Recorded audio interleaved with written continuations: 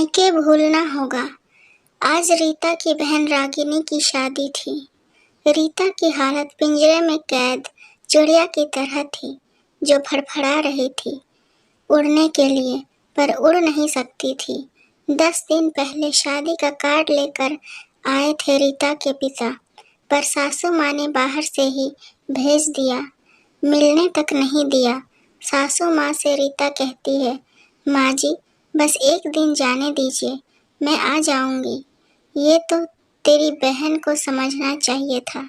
रवि से माफ़ी मांग ली होती तो सब ठीक होता। अब मायका भूल जाओ।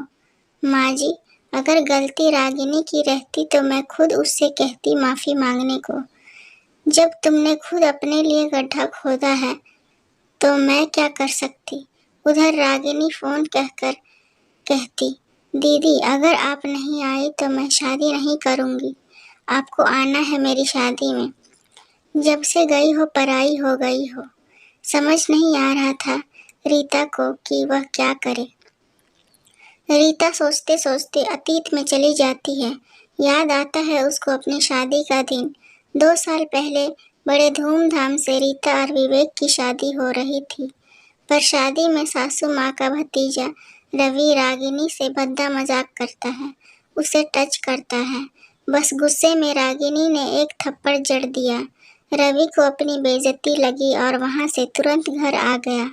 उसने आकर अपनी बुआ को बढ़ा चढ़ाकर बता दिया। सासू माँ भड़क गई, कहा जब तक रागिनी मेरे भतीजे से माफ़ी नहीं मांगेगी तब तक वहाँ मेरे घर का कोई सदस्य नहीं जाएगा, और रीता भी इस घर की सदस्य है। यह नियम रीता पर भी लागू है। रीता के घर वालों ने रागिनी से कहा, रागिनी माफ़ी मांग लो बेटी, के ससुराल की बात है। अगर मेरी गलती होती तो मैं माफ़ी मांग लेती, पर जब मैंने कोई गलती नहीं की तो माफ़ी क्यों मांगूं। रीता ने रागिनी पर माफ़ी मांगने का दबाव नहीं डाला, क्योंकि वह जानती थी कि रागिनी की कोई गलती नहीं थी। विवेक भी रवि को अच्छी तरह जानता था कि गलती उसी की है, पर माँ को समझाना मुश्किल था। उसे लगा समय के साथ सब ठीक हो जाएगा।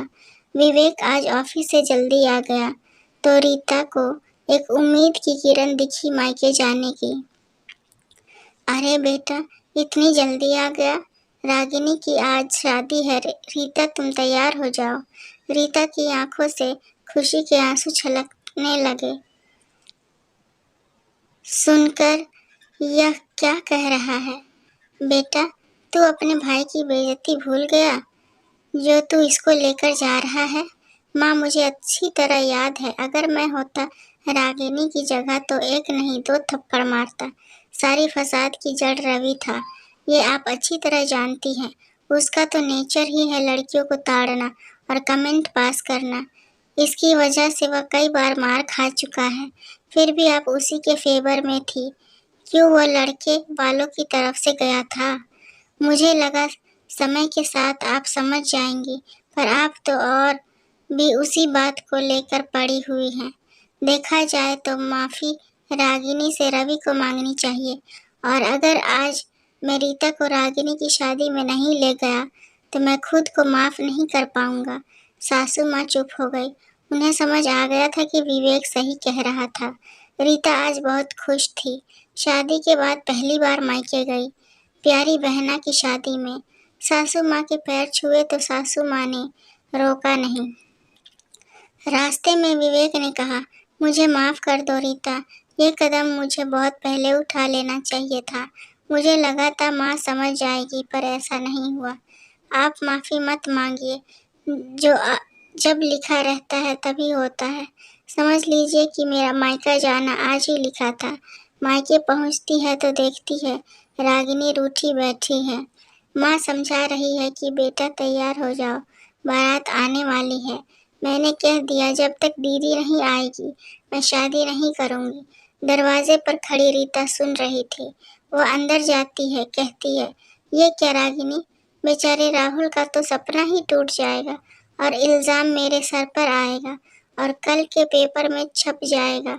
दीदी शादी में नहीं आई तो बहन ने शादी से इनकार किया। सब लोग हंसने लगते हैं।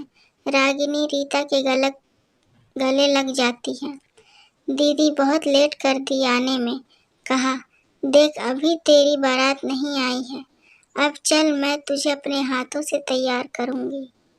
इतनी सी थी ये कहानी। अगर आपको पसंद आए तो लाइक कमेंट और शेयर करें। चैनल पर नए हैं तो चैनल को सब्सक्राइब करें। इस कहानी को सुनने के लिए बहुत बहुत धन्यवाद।